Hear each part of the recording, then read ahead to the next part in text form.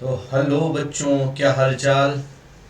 बच्चों, हम लोगों ने कार्बोक्सिलिक एसिड का लेक्चर फर्स्ट कंप्लीट कर लिया था एंड आई होप कि आप लोगों ने वो अटेम्प्ट किया होगा अच्छे से। एंड अब हम लोग जो देखने वाले हैं, जो जानने वाले हैं बेटा, वो हम लोग जानने जा रहे हैं अपना कार्बोक्सिलिक एसिड का लेक्चर सेकेंड, जिसमें हम लोग फिजिकल एंड केमिकल प्रॉपर्टीज़ करेंगे। ओके बेटा, तो ये अपना एक रिफ्लेक्स रिवीजन हो जाएगा। अपना एक रिफ्लेक्स जो है क्या कहते हैं कि एक प्रकार से हम लोग कवर कर लेंगे अपना, ताकि जो एनसीईआरटी की रिएक्शंस हैं और बाकी सारी चीज़ें हैं वो आपकी कवर हो जाएंगी। All set. तो चलिए समय ना नष्ट करते हुए हम लोग स्टार्ट करते हैं अपना आज का लेक्चर सेकेंड। ठीक है, तो सबसे पहले हमने बेटा आपको डिस्कस कर दिया था कि किस किस तरीके से कार्बोक्सिलिक एसिड का अपन लोग प्रिपरेशन करते हैं। ठीक है, और प्रिपरेशन करने के साथ साथ वहीं पर अगर देखा जाए तो हम लोगों ने ये भी बता दिया था कि किस तरीके से अलग अलग एल्केन, एल्कीन और एल्काइन से हम लोग क्या करते हैं, कन्वर्जन करते हैं, ये सारी चीज़ें जो है। ठीक है ना, तो इस तरीके से हम लोग क्या करेंगे, सब जो है देखेंगे और समझेंगे। ओके बेटा, तो आइए ज़रा अब यहीं पर हम लोग आ जाते हैं नेक्स्ट फिजिकल प्रॉपर्टी से। सबसे पहले फिजिकल प्रॉपर्टीज़ की अगर बात की जाए तो एसिड्स जो हैं यानी कार्बोक्सिलिक एसिड जो हैं, इनका बॉइलिंग पॉइंट कैसा होता है, हाई होता है। इनका बॉइलिंग पॉइंट किस तरीके का होगा, हाई होगा। किससे, एल्कोहल से। ठीक है ना, क्यों? क्योंकि यहाँ पर क्या होता है, हाइड्रोजन बॉन्डिंग होती है। यानी ये जो आपको दिख रहा है, ये एक प्रकार से क्या दिख रहा है, हाइड्रोजन बॉन्डिंग होती है। यानी ये जो आपको डॉटेड लाइन दिख रही है, ये क्या है बेटा, हाइड्रोजन बॉन्ड है। तो ये हाइड्रोजन बॉन्ड की वजह से क्या होता है, इनका डाइमर फॉर्मेशन हो जाता है। ठीक है, तो डाइमर फॉर्मेशन होने की वजह से इनका मॉलिक्यूलर वेट जो है वो क्या होता है, बढ़ जाता है। अब मॉलिक्यूलर वेट जब बढ़ जाएगा तो मॉलिक्यूलर वेट के ही डायरेक्टली प्रोपोर्शनल कौन होता है, बॉइलिंग पॉइंट। ठीक है, तो अगर आप देखेंगे तो हमारे पास में है कार्बोक्सिलिक एसिड। कार्बोक्सिलिक एसिड के बाद में अगर देखा जाए तो कौन हो जाएगा, एल्कोहल। ठीक है, फिर एल्डिहाइड, कीटोन और ईथर हो जाएगा। ठीक है, एसिड का सबसे ज़्यादा क्यों, क्योंकि डाइमर बना रहा है। उसके बाद कौन है, एल्कोहल, हाइड्रोजन बॉन्डिंग की वजह से। फिर कौन सा हो जाएगा, एल्डिहाइड, कीटोन्स, और फिर कौन सा है, ईथर है। ठीक है, जब हम बात करेंगे एल्कोहल की, तो एल्कोहल जो होता है वो कैसा होता है, वाटर में सॉल्युबल हो जाता है। कैसा हो जाता है, वाटर में सॉल्युबल हो जाता है। क्यों सॉल्युबल होता है, क्योंकि वहां पर हाइड्रोजन बॉन्ड वो बना सकता है। ये तो पहले चैप्टर्स में हम लोग पढ़ चुके थे। ठीक है ना, अब अगर यहीं पर हम सॉल्युबिलिटी की बात करते हैं कार्बोक्सिलिक एसिड की, तो अगर हाइड्रोजन बॉन्ड बना सकता है तो वो भी कैसा होगा, सॉल्युबल होगा। लेकिन जब मॉलिक्यूलर वेट बढ़ता जाएगा ना, तो मॉलिक्यूलर वेट बढ़ने से सॉल्युबिलिटी क्या हो जाती है, घट जाती है। ऐसा माना जाता है कि मॉलिक्यूलर वेट बढ़ने का मतलब है हाइड्रोफोबिक नेचर बढ़ता जाना। ठीक है, और हाइड्रोफोबिक नेचर जब बढ़ता जाएगा तो हाइड्रोफोबिक नेचर बढ़ने की वजह से सॉल्युबिलिटी क्या हो जाती है, कम हो जाती है। ठीक है, तो याद रखिए जैसे जैसे कार्बन की लेंथ बढ़ेगी तो सॉल्युबिलिटी घटती जाएगी। ठीक है ना, और हम लोग देखते हैं कि बेंजोइक एसिड कैसा होता है, वाटर में इनसॉल्युबल हम लोग देखते हैं। क्लियर है। अब आ जाइए यहाँ पर केमिकल प्रॉपर्टीज। केमिकल प्रॉपर्टीज में जब देखते हैं तो पहली बात तो ये एक्टिव हाइड्रोजन की वजह से यहाँ पर रिएक्शन मिलती है। किस वजह से मिलती है, बोलो बेटा, एक्टिव हाइड्रोजन की वजह से मिलती है। दूसरा, OH के रिप्लेसमेंट की वजह से मिलती है। तो जब OH के रिप्लेसमेंट से होगा तो OH का जो है, ये OH माइनस है बेटा, OH माइनस है। OH माइनस का जब रिप्लेसमेंट होगा तो ये तुम्हारी कौन सी रिएक्शन बोली जाती है, एसएन रिएक्शन। ठीक है ना। दूसरा, यहाँ पर कार्बोक्सिलिक एसिड का ये जो अल्फा कार्बन है, इसका हाइड्रोजन जब रिप्लेस होता है तो हम लोग पढ़ते हैं कौन सी रिएक्शन बड़ी इंपॉर्टेंट रिएक्शन होती है, इसको हम लोग बोलते हैं क्या, HVZ रिएक्शन। ठीक है ना, HVZ रिएक्शन यानी हेल्महोल्ट्ज-ज़ेलेंस्की रिएक्शन। तो आइए एक एक करके ये रिएक्शन भी कवर कर लिया।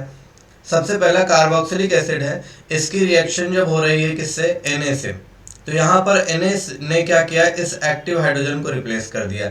जब एक्टिव हाइड्रोजन को रिप्लेस कर दिया तो ये तुम्हारा क्या, ½ बाहर चला गया, और ये क्या बन गया बेटा, ये बन गया तुम्हारा सोडियम, सोडियम कार्बोक्सिलेट। ठीक है ना, क्या बन गया, सोडियम कार्बोक्सिलेट बन गया। ठीक है ना, सोडियम कार्बोक्सिलेट बन गया। क्लियर।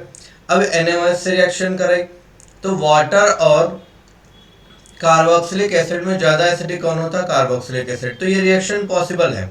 NaOH से रिएक्शन हो जाएगी तो न्यूट्रलाइजेशन हो जाएगा। यहाँ पर क्योंकि एसिड है और बेस के साथ यहाँ पर अगर देखा जाए तो इस रिएक्शन को हम लोग क्या बोल सकते हैं बेटा, न्यूट्रलाइजेशन बोल सकते हैं। तो ये कैसी रिएक्शन हो जाएगी, न्यूट्रलाइजेशन हो जाएगी। Is that clear? नेक्स्ट जो हमारे सामने बेटा RCOONA, ठीक है, ये हमने जो रिएक्शन करवाई है ये करवाई किससे, NaHCO3 से, ठीक है। तो यहाँ पर CO2 गैस का रिमूवल होगा और CO2 गैस का रिमूवल जब होता है तो यहाँ पर क्या हो जाएगा, Na इस H के पास आ जाएगा, जैसे इसके पास आएगा तो ये कन्वर्ट हो जाएगा किसमें, H2CO3 में, और H2CO3 टूट करके किसमें आ जाएगा बोलो बेटा, CO2 और H2O में, CO2 और H2O में। क्लियर है ना? तो यहाँ पर CO2 का निकलना किसकी प्रेजेंस कंफर्म करता है बेटा, कार्बोक्सिलिक ग्रुप की प्रेजेंस को कंफर्म करता है। तो ये आपके पास में पता चला। अच्छा, यहीं पर अगर ये NaHSO3 है, ठीक है ना, मैं कहूँगा कि इसकी रिएक्शन अगर फिनॉल से हो रही है तो नहीं होती है, अल्कोहल से हो रही है तो नहीं होती है। तो एक प्रकार से हम लोग इनका डिफ्रेंशिएट करने के लिए भी NaHCO3 का यूज़ कर सकते हैं, सोडियम बाइकार्बोनेट का यूज़ कर सकते हैं, ठीक है ना। तो ये तुम्हारे सामने क्या हो गया बेटा, sodium bicarbonate, okay, sodium bicarbonate, इससे रिएक्शन होगी। तो यहाँ पर CO2 गैस इवॉल्व होगी, जिससे हमें पता चल जाएगा कि यहाँ पर क्या होने वाला है, यहाँ पर COOH ग्रुप की प्रेजेंस है, ठीक है। इतनी रिएक्शन क्लियर हो गई होंगी आपकी। नेक्स्ट आ जाइए बेटा, सोडा लाइम।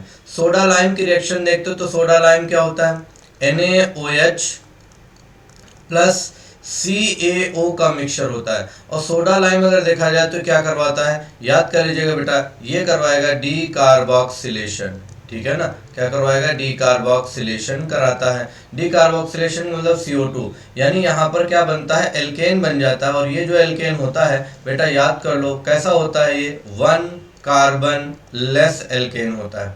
कैसा होता है, 1 कार्बन लेस एल्केन बनता है, ठीक है। अच्छा, लिथियम एल्यूमिनियम हाइड्राइड, ये कैसा एजेंट है बेटा, ये रिड्यूसिंग एजेंट होता है, ठीक है। और रिड्यूसिंग एजेंट जो तुम्हारा है, ये रिड्यूसिंग एजेंट क्या करेगा, कार्बोक्सिलिक एसिड को रिड्यूस करके किसमें लेगा, अल्कोहल में लेकर के आएगा, ठीक है बेटा, किसमें लेके आएगा, अल्कोहल में। यहीं पर PCl5 से रिएक्शन होगी, PCl3 से SOCl2 से होगी, तो बन जाता है एसिड क्लोराइड, ठीक है ना, एसिड डेरिवेटिव होता है, एसिड क्लोराइड बन जाता है। फाइन, कैसे बनता मैं आपको बता देता हूँ। ये तुम्हारे सामने RC डबल बॉन्ड O, और ये हो जाएगा O, और ये हो जाएगा H। जैसे मान लो मैंने यहीं पर ले लिया बेटा, यहीं पर अगर देख लीजिए, यहीं पर मैंने मान लो ले लिया, इसकी रिएक्शन अपन ने करा दी, और करवा दी किससे, SOCl2 से, ठीक है। तो अब यहाँ से क्या होगा, यहाँ से टूटेगा, यहाँ से टूटेगा, Cl इधर दिया, Cl इधर दिया, SO बीच में दे दिया। तो देखो ये प्रोडक्ट तुम्हारा जो है ये एसिड क्लोराइड ही तो बन जाएगा ना, ये प्रोडक्ट जो है ये तुम्हारा क्या बन जाएगा, ये एसिड क्लोराइड ही बन जाएगा।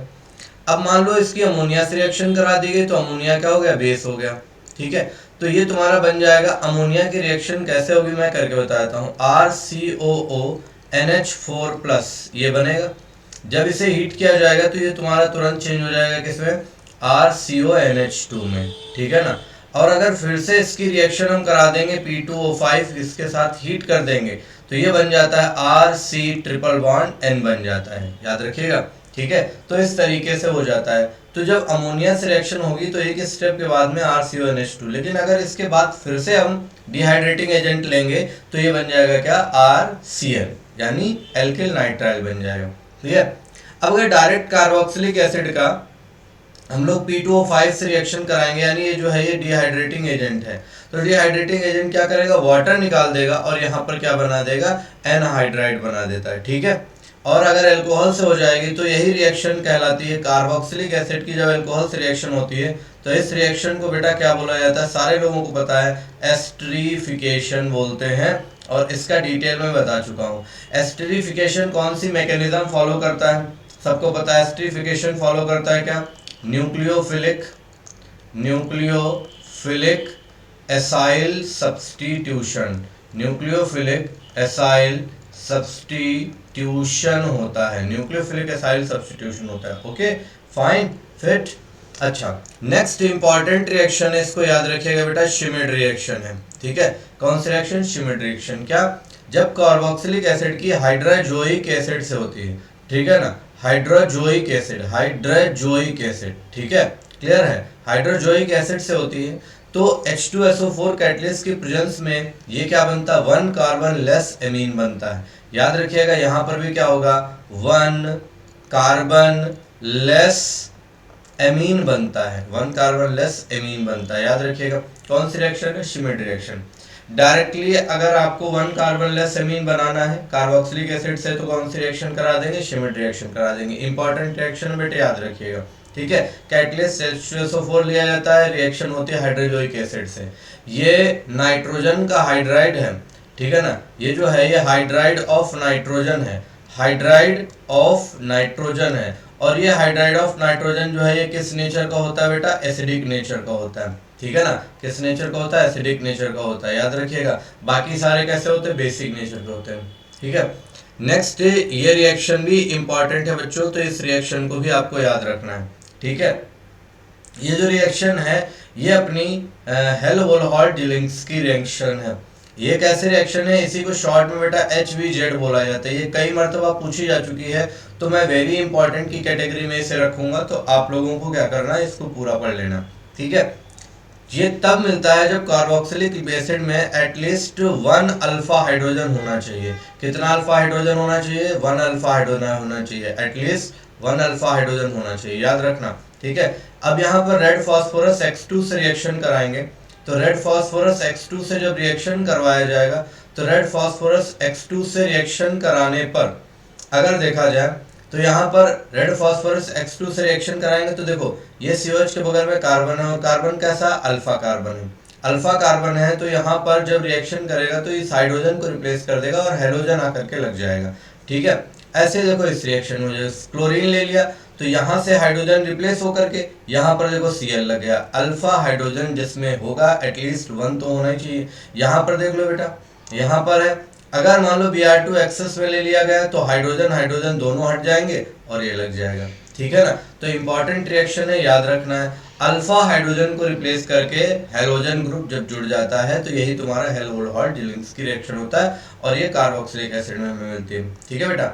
चलिए ये आपके सामने देखा, अगर फॉर्मिक एसिड की रेड फास्फोरस Cl2 से करा रहे हैं, अल्फा हाइड्रोजन नहीं है, कोई रिएक्शन नहीं देगा। यहाँ पर बेंजोइक एसिड से करा रहे हैं, कोई रिएक्शन नहीं देगा। यहाँ पर भी अगर आप देख रहे हो तो इस तरीके का है, CH3 the whole thrice COH, कोई अल्फा हाइड्रोजन नहीं है, रिएक्शन नहीं मिलेगी।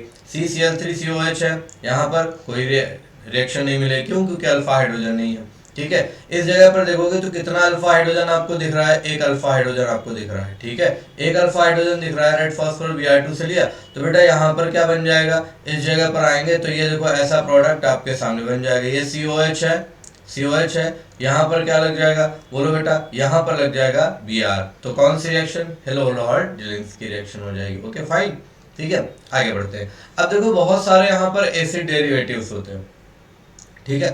कार्बोक्सिलिक एसिड का जब हम हाइड्रोलिसिस कराते हैं तो कार्बोक्सिलिक एसिड से अलग अलग कंपाउंड जब हम बनाते हैं, ठीक है, वहां पर न्यूक्लियोफिलिक रिएक्शंस यानी न्यूक्लियोफाइल के जरिए अलग अलग प्रोडक्ट जो बनते हैं उनको हम क्या बोलते हैं, एसिड डेरिवेटिव्स बोलते हैं, ठीक है ना। अब देखा जाए तो कैसे पता चला कि ये कार्बोक्सिलिक एसिड से बने हुए हैं, जब इन कंपाउंड्स की हाइड्रोलिसिस कराई गई तो हाइड्रोलिसिस कराने के बाद जो कंपाउंड मिला वो कंपाउंड बेटा कार्बोक्सिलिक एसिड ही था, ठीक है ना, क्या था, कार्बोक्सिलिक एसिड ही था। तो इससे हमें पता चल गया कि ये सारे के सारे जो है ये किससे डिराइव्ड हैं, कार्बोक्सिलिक एसिड से। और वो कौन कौन से हैं, ईस्टर है, एसिड क्लोराइड है, एसिड एमाइड है एंड एनहाइड्राइड है, यानी ये 4 जो होते हैं ये क्या है बेटा, एसिड डेरिवेटिव है, ठीक है। और कंफर्म कैसे करते हैं कि ये कार्बोक्सिलिक एसिड बने हैं, इनका हाइड्रोलिसिस करा दो तो हमें क्या मिल जाता है, कार्बोक्सिलिक एसिड ही मिल जाता है, ठीक है ना।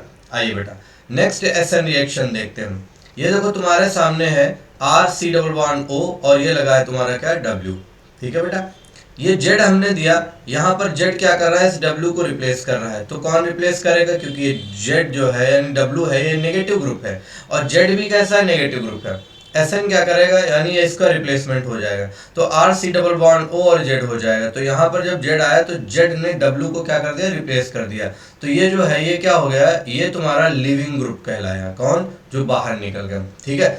अब याद रखना Z जो है वो W से स्ट्रॉन्ग होना चाहिए, तभी क्या कर पाएगा, W को रिप्लेस कर पाएगा। यहाँ पर अगर तुमसे पूछा जाए W और Z में स्ट्रॉन्गर न्यूक्लियोफाइल कौन सा है, तुरंत बता देना, कौन हो जाएगा, Z हो जाएगा।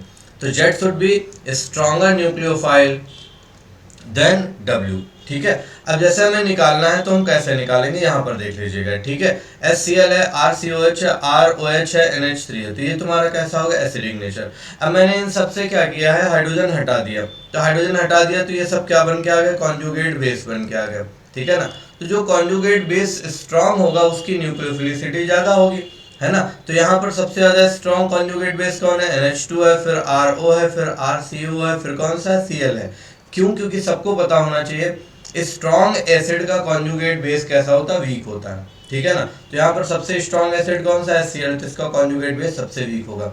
यहाँ पर सबसे वीक एसिड कौन है, अमोनिया है, तो इसका कॉन्जुगेट बेस सबसे स्ट्रॉन्ग होगा। तो जब कॉन्जुगेट बेस सबसे स्ट्रॉन्ग होता है, इसकी न्यूक्लियोफिलिसिटी क्या होगी, सबसे ज्यादा होगी। ओके बेटा, क्लियर, ये याद रखिएगा। तो NH2 किसको रिप्लेस कर सकता है, RO को कर सकता है, RCOO माइनस को कर सकता है, Cl को कर सकता है।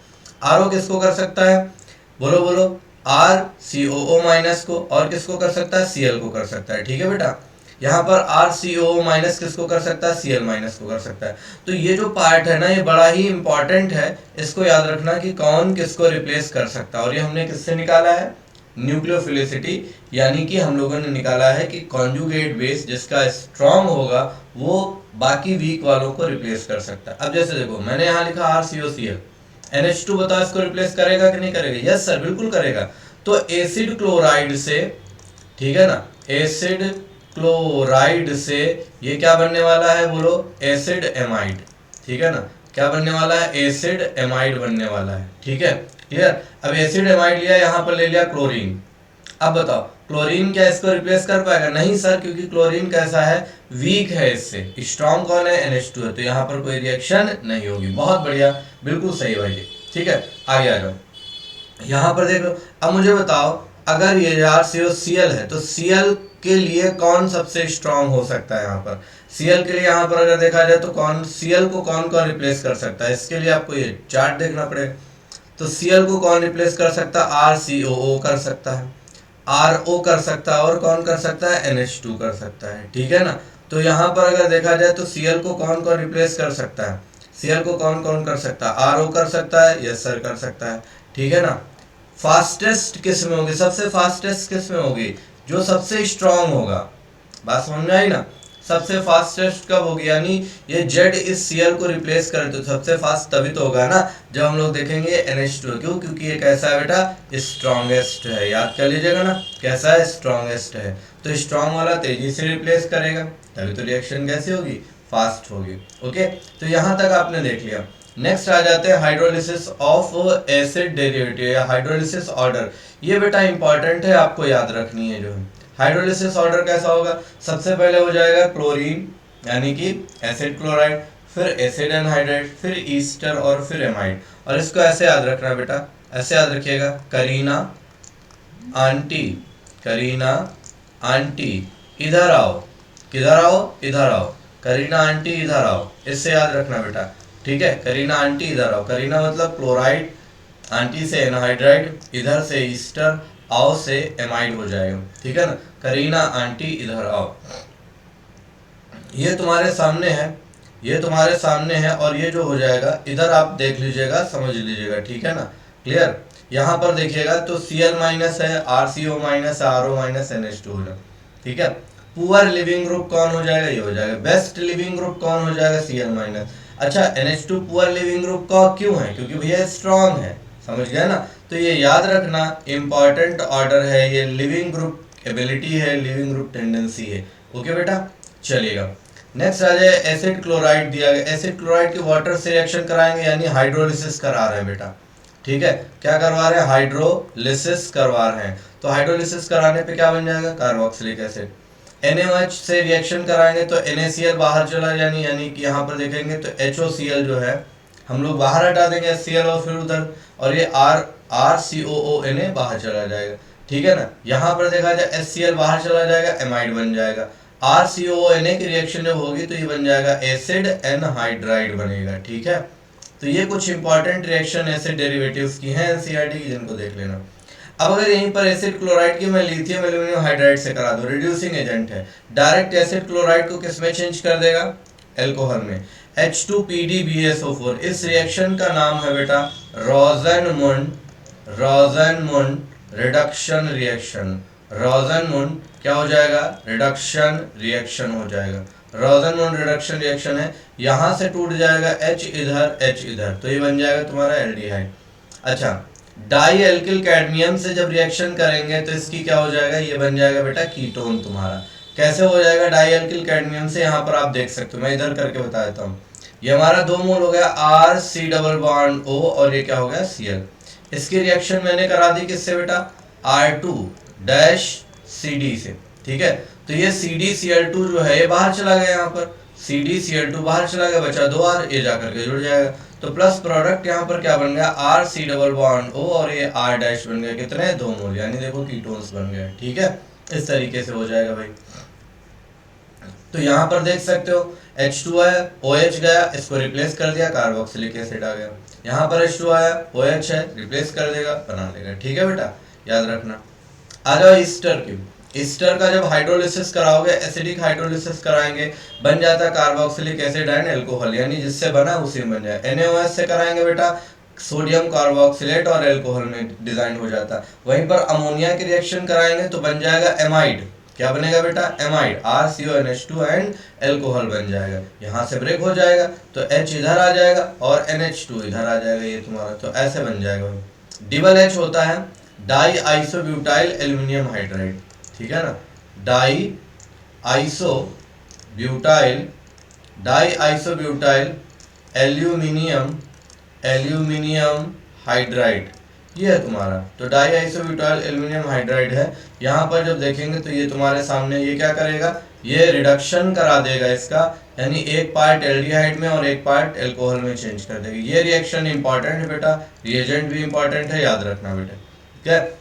अब ईस्टर का अगर हम लिथियम एल्यूमिनियम हाइड्राइड से कराते हैं तो दोनों ये क्या करेगा, एल्कोहल में चेंज कर देगा। यहाँ से इतने पार्ट को भी एल्कोहल में करेगा, इतने पार्ट को भी कर।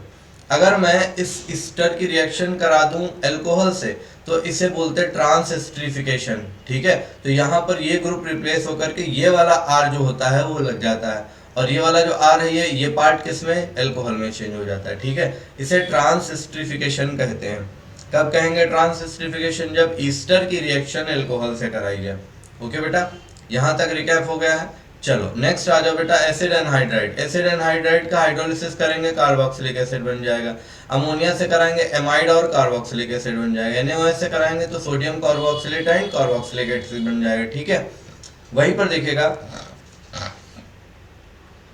RCOH की रिएक्शन करा रहे हैं, ठीक है, तो ये वाला पार्ट यहाँ से टूटेगा। तो जब एक पार्ट है वो तुम्हारा आ जाएगा ईस्टर में और एक कार्बोक्सिलिक एसिड में।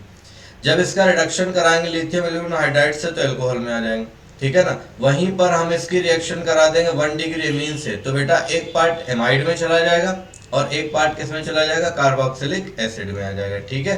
कितनी आसान से देखो रिएक्शन है, सब एक ही टाइप की रिएक्शंस आपको मिलती जा रही हैं। नेक्स्ट आ जाओ एमाइड की। इसकी कुछ रिएक्शंस इंपॉर्टेंट है, उनको जरा याद रखना। एमाइड का जब हाइड्रोलिसिस कराएंगे ना बेटा तो कार्बोक्सिलिक एसिड ही फाइनली बनेगा, तो इतना हमको करने की जरूरत है। आप फाइनल प्रोडक्ट याद रखना, यहाँ से ऐसे हाइड्रोलिसिस करा दीजिएगा, OH इधर H इधर, ठीक है, तो कार्बोक्सिलिक। जब एसिड एमाइड की हम एल्कोहल से रिएक्शन कराएंगे HCl कैटलिस्ट के साथ, तो बेटा ये तुम्हारा बन जाता है क्या, ये बन जाता है तुम्हारा ईस्टर, और साथ में क्या बाहर निकल जाएगा, अमोनिया। P2O5 से जब डिहाइड्रेशन कराते हैं RCN, ये मैं पहले ही आपको बता चुका हूँ, ध्यान से देख लीजिएगा। लिथियम एल्यूमिनियम हाइड्राइड जब लेंगे तो इसका रिडक्शन हो जाएगा, और रिडक्शन यहाँ से हो जाएगा, तो ये बन जाएगा तुम्हारा क्या, एमीन्स बन जाता है, ठीक है। और कैसा एमीन, 1 डिग्री एमीन। जब एमाइड की HNO2 से रिएक्शन होती है तो ये तुम्हारा कार्बोक्सिलिक एसिड बना लेता है बेटा, N2 और H2 अलग हो जाता है, ठीक है। मुझे लगता है यहाँ तक आप रिएक्शन कर चुके हो। ये वेरी इंपॉर्टेंट रिएक्शन है, वेरी इंपॉर्टेंट रिएक्शन है, आ चुकी है, हॉफमैन ब्रोमाइड डिग्रेडेशन रिएक्शन। इसको बड़े अच्छे से हम लोगों को समझना है और जानना है। जब हम एमाइड की रिएक्शन कराते हैं Br2 और 4 मोल KOH से, एल्कलाइन मीडियम है, तो वहां पर क्या बनता है बेटा, 1 कार्बन लेस एमीन बन जाता है। क्या बन जाता है बोलो बेटा, 1 कार्बन लेस एमीन बन जाता है, 1 कार्बन लेस एमीन बन जाता है, ठीक है, 1 कार्बन लेस एमीन बन जाता है, ठीक, क्लियर। 1 कार्बन लेस एमीन अगर बन जाता है तो यहाँ पर देखो 1 कार्बन लेस एमीन बनने के बाद ये 2 KBr है, K2CO3 बाहर चला जाएगा, ये बन जाए। तो आपको बस याद रखना है एमाइड की रिएक्शन जब हम Br2 के वजह से कराएंगे तो 1 कार्बन लेस बनता है, यही कहलाता है हॉफमैन ब्रोमाइड डिग्रेडेशन। ऐसा देखो यहाँ पर हो जाएगा, बन जाएगा CH3NH2, यहाँ पर भी 1 कार्बन लेस कर दो, क्या बन जाएगा C6H5NH2। ठीक है, अब आ जाओ यहाँ पर ये मैकेनिज्म है, इसको जरा देखना जरूरी है।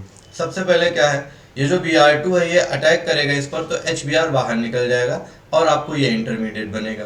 ठीक, अब ये जो OH है ये क्या करेगा, इस H को एक्सट्रैक्ट कर लेगा, क्योंकि ये जो OH होता है ये क्या होता है बेटा, ये प्रोटॉन एक्सेप्टर होता है। कैसा होता है, प्रोटॉन एक्सेप्टर होता है। क्लियर, अब प्रोटॉन एक्सेप्ट कर लेगा तो ये बन जाएगा। फिर यहाँ से क्या होगा, ये जो आएगा तो इस तरीके से H हटेगा तो यहाँ पर नेगेटिव चार्ज आ जाएगा। अब इसकी रिएक्शन हम K+ से कराएंगे, क्योंकि ये जो OH आया है तो K+ बचा हुआ है ना वहां पर, तो KBr बाहर निकल आएगा। जैसे KBr बाहर निकला तो ये जो बनता है बेटा, इसको हम लोग बोलते हैं नाइट्रीन। ये क्या बनता है, नाइट्रीन बोला जाता है। ठीक है ना, क्या बनता है, नाइट्रीन। तो याद रखना, तुमसे कोई भी पूछे कि हॉफमैन ब्रोमाइड डिग्रेडेशन में कौन सी मैकेनिज्म फॉलो होती है, नाइट्रीन मैकेनिज्म, और इंटरमीडिएट क्या बनता है, तो इंटरमीडिएट बेटा ये सारे बनते हैं, लेकिन इनमें से भी कौन सा है, नाइट्रीन है। अब नाइट्रीन का रीअरेंजमेंट होता है तो ये बन जाता है RNCO। ठीक है ना, आइसोसाइनेट बन जाता है, एल्किल आइसोसाइनेट। और एल्किल आइसोसाइनेट का जब हम हाइड्रोलिसिस करा देते हैं तो हाइड्रोलिसिस कराने पर ये देखो प्राइमरी इमिंग बन जाता है, और ये तुम्हारा बाहर क्या निकल जाता है, K2CO3 बना के बाहर निकल जाता है। यहाँ पर K2CO3 एल्कलाइन हाइड्रोलिसिस होती है। तो इंटरमीडिएट देखो, पहला ये बना बेटा, पहला इंटरमीडिएट ये बना, दूसरा तुम्हारा ये बन रहा है, तीसरा ये बन रहा है नाइट्रीन, है ना, और उसके बाद रीअरेंजमेंट होकर के ये तुम्हारा बन रहा है 4 नंबर। तो टोटल 4 इंटरमीडिएट, लेकिन इनमें से मेन हम कौन देख रहे हैं, नाइट्रीन वाला देख रहे हैं। तो अगर कभी क्वेश्चन आता है तो आपको यही बता लेना। ठीक है ना, तो देखिए कितने आराम से हमने सारी रिएक्शन है जो एनसीईआरटी में अपनी है, प्लस हॉफमैन ब्रोमाइड डिग्रेडेशन जो कि आ चुकी, उसका मैकेनिज्म, उसका इंटरमीडिएट भी मैंने आपको बता दिया है। तो बेटा इसको बहुत याद रखिएगा, इंपॉर्टेंट है, पूछा जाता है भाई। ठीक है, कभी गड़बड़ नहीं करना है। ओके सर, तो ऐसे ही हम आपको एमीन्स का भी क्विक रिवीजन कराएंगे। कार्बोक्सिलिक एसिड का पार्ट 1 मैंने न्यूज स्पीड के चैनल पे करा दिया था, पार्ट 2 यहाँ पर मैंने आपको दे दिया है। ठीक है, अब इसके बाद एमीन्स का ऐसे ही हम लोग करेंगे। ठीक है, और प्रैक्टिकल केमिस्ट्री एंड बायोमोलिक्यूल्स को भी हम लोग ऐसे सुपरफिशियली पूरा का पूरा देख जाएंगे, जिससे कि आपके सारे क्वेश्चंस सही होंगे। ठीक है बेटा, ओके, तो आज इतना ही रखते हैं हम लोग। ओके फाइन, है ना, और अगले टर्न पे हम लोग मुलाकात करेंगे ऐसे ही नेक्स्ट सेशन में। ठीक है, वीडियो को शेयर करिएगा, सेशन को शेयर करिएगा, है ना, और अगर कहीं पर कोई क्वेरी है तो वीडियो के एंड में जरूर कमेंट करिएगा। ओके बेटा, God bless you to all of you बच्चों।